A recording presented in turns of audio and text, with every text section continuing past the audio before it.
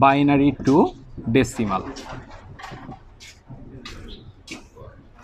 Binary to ডেসিমালের ক্ষেত্রে আমাদের অবশ্যই লক্ষ্য রাখতে হবে যে কী রকম হতে পারে। যেমন একটা সংখ্যা যদি আমি দেখি 100, এই সংখ্যাটা হচ্ছে একটা বাইনারি সংখ্যা। এই সংখ্যাকে আমরা কনভার্ট করে নিব দশমিক সংখ্যা। এটাকে কনভার্ট করার জন্য একটা সহজ বিষয় আমাদের মনে রাখতে হবে যে বাইনারি সংখ্যার 10কে আমরা ধরে নেব 2 এবং 11কে ধরে নেব হচ্ছে 3। এই সামান্য কথাটুকু যদি কারো মনে থাকে তাহলে আমরা এগুলো অনেক বিশাল বড় বড় অঙ্ক আমরা খুব সহজে সলভ করতে পারবো। সেক্ষেত্রে প্রথমত আমরা দেখব যে এই সংখ্যাটা আছে হচ্ছে 1000, মানে একের পরে 4টা শূন্য আছে। আমাদের প্রথমত লক্ষ্য রাখতে হবে যে প্রথম যে 10 থাকবে এটার জন্য আমরা ধরে নেব কত 2। প্রথম যে 10 থাকবে এর জন্য আমরা ধরে নেব হচ্ছে 2। এরপরে যতগুলা শূন্য থাকবে ততবার 2 দ্বারা কি করতে হবে, আমাদের গুণ করতে হবে। সেক্ষেত্রে দেখেন যে 2 এর পরে একটা কি আছে, 10-এর পরে একটা শূন্য আছে, এই জন্য আমাদের 2 দ্বারা গুণ করতে হবে। 2 দিয়ে গুণে কত 4, তারপরে এই 4-এর সাথে আবার 2 দ্বারা গুণ করতে হবে। তাহলে কত হবে 4 দিয়ে গুণে 8, 8 দিয়ে গুণে কত হবে 16। তাহলে প্রথমত 10-এর জন্য আমাদের নিতে হবে কত 2, তারপরে একটা শূন্য থাকলে আবার 2-এর সাথে 2 গুণ করতে হবে, অর্থাৎ যতগুলো শূন্য থাকবে ঠিক ততবার 2 দ্বারা আমাদের কি করতে হবে, গুণ করে নিতে হবে। তাহলে 10-এর জন্য আমাদের 2 দিয়ে গুণে কত 4, 4 দিয়ে গুণে 8, 8 দিয়ে গুণে কত 16। তাহলে এই সংখ্যা পদ্ধতির দশমিক মান হচ্ছে 16। তাহলে আমরা বলতে পারি যে এই সংখ্যা পদ্ধতির দশমিক মান হচ্ছে কত 16।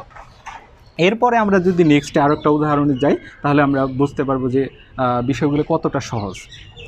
নেক্সট যে এক্সাম্পলটা সেটা আমি একটু দেখানোর চেষ্টা করি যে এরকম 11 দিয়ে যদি কখনো শুরু হয় তাহলে আমরা কি করব।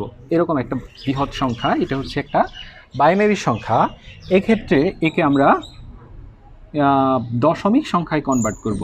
এর জন্য আমাদের প্রথমত 11 নিয়ে নিব।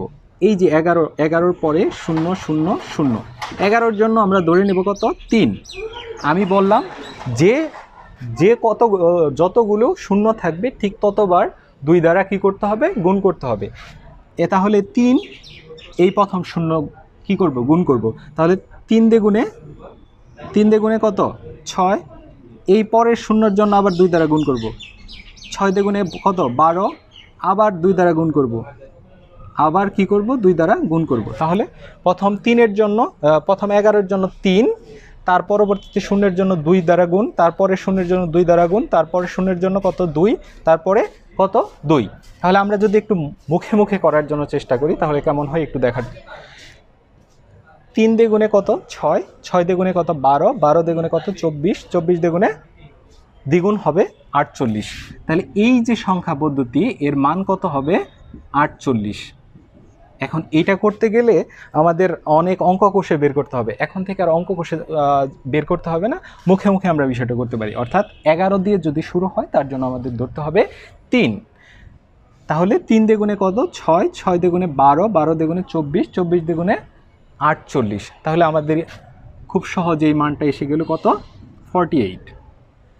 এরপরে একটু ভিন্ন যদি সংখ্যা থাকে সেক্ষেত্রে আমরা কিভাবে করব সেটা আমি একটু দেখানোর জন্য চেষ্টা করি।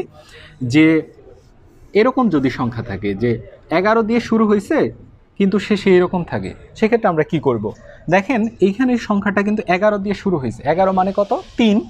তাহলে আমরা 3 নিয়ে নিলাম, তারপরে একটা 0 আছে মানে 2 দ্বারা গুণ করতে হবে। তাহলে 3 দিয়ে গুণে কত 6, তারপরে দেখা যাচ্ছে এইখানে আর 0 নেই, এখন কি দ্বারা শুরু হয়েছে 1 দ্বারা শুরু হয়েছে। সেক্ষেত্রে আমাদের কি করতে হবে 2 দ্বারা গুণ করতে হবে, সাথে 1 যোগ করে দিতে হবে। তো এইটা দ্বারা গুণ করে শেষে কত যোগ করে দিতে হবে 1। তাহলে যদি আমরা চিন্তা করি 3 দিয়ে গুণে কত 6, 6 দিয়ে গুণে 12, আর 1-এ কত হবে 13। ইজি না? তো এই সংখ্যা পদ্ধতি থেকে আমরা পাবো কত 3 দিয়ে গুণে কত 6, 6 দিয়ে গুণে 12, আর 1-এ 13। তাহলে এটার অ্যান্সার কত হবে, অ্যান্সার হবে 13। তাহলে এটা ছিল কি একটা বাইনারি সংখ্যা। আমরা বাইনারি সংখ্যাকে খুব সহজে দশমিক সংখ্যায় কনভার্ট করে দেখালাম। নেক্সট ভিডিওতে আমরা দশমিক সংখ্যাকে কিভাবে খুব সহজে বাইনারি সংখ্যায় কনভার্ট করা যায় সেটা দেখাবো। ভালো থাকবেন, আল্লাহ হাফেজ।